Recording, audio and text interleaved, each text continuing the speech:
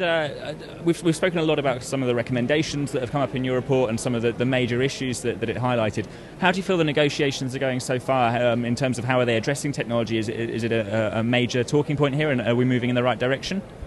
I think just being here is one of the things that we need, because a lot of people are talking only about the money, who will have to pay. But pay itself won't solve the problem. We need the technology. So and the technology is there, and I think that's important for the politicians and the parties to know that, so they can redistribute the technology, like we talked about earlier. So the technology is used all over the world, and I think it's important for the politicians to remember that when they're coming up with an agreement.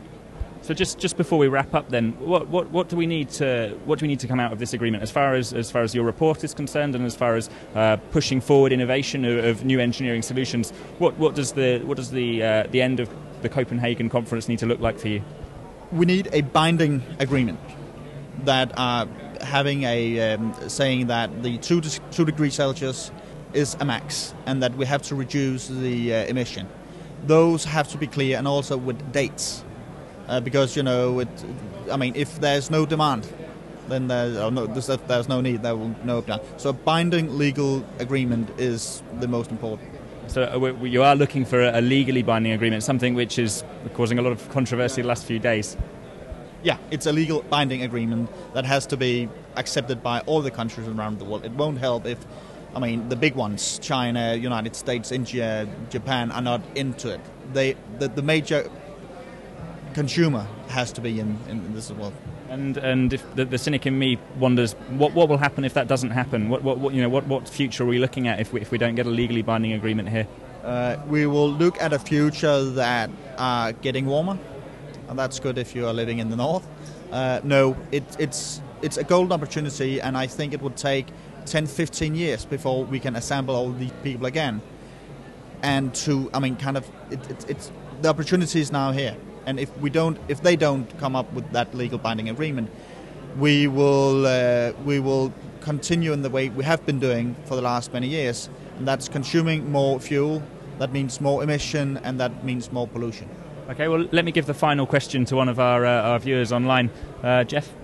Sure, it's a post from LG Farad over Twitter. I'll remind everyone you can use the hashtag OneClimate, ONE Climate, to post your questions or comments to our guests. We were talking about greener planes. He says greener planes on short and medium distance are already there, and they're called high-speed trains. I agree, so quite often it's actually faster to use trains instead of planes. With security and all that. So it's back to the transportation system. It has to be across the borders, has to be easy accessible for every people. So yeah, it's only on the long hauls that we need the bigger planes, but trains are one of the best. On that, as an American, this is near and dear to my heart because I live in the middle of the country, and sometimes I travel to Washington, sometimes I travel to New York, and it takes me 18 hours by train.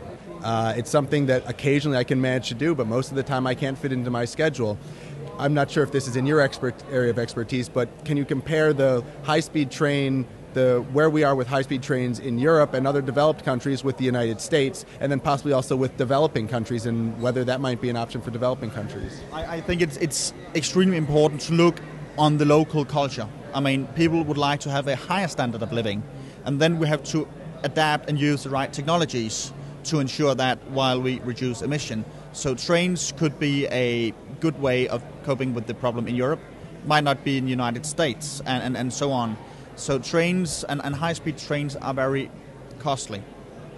So it also have to be kind of, taken into account. So it's not just the technology and the solution, it has to be in the right business context as well. Lars, okay, thank you very much. Just one final one. Jeff's just patting me. Yeah, we've got one other thing that people have been talking about is taking the idea of technology in a slightly different angle. Hilary Benn, the British Secretary for the Environment, said yesterday that the future, he says here, the future of a climate resilient Britain depends on the engineering sector. So he's talking not necessarily about avoiding new carbon emissions, but actually responding to the disasters that are coming. And he says the floods of last month and the collapse of bridges show us how much a resilient infrastructure matters. So a lot of people are talking about this too. It sounds like not only averting climate change, but actually preparing for what's inevitable as a result of climate change. Yeah, we have to do that. At the same time, it's important not to look at how to avoid those. It's better to avoid them than to prepare for them. Thanks very much, Lars. It's been a really interesting conversation. You've dealt with a couple of quite challenging questions from our viewers, I think. So thank you very much for joining us, and hopefully we'll talk to you later on in the conference. Thank you.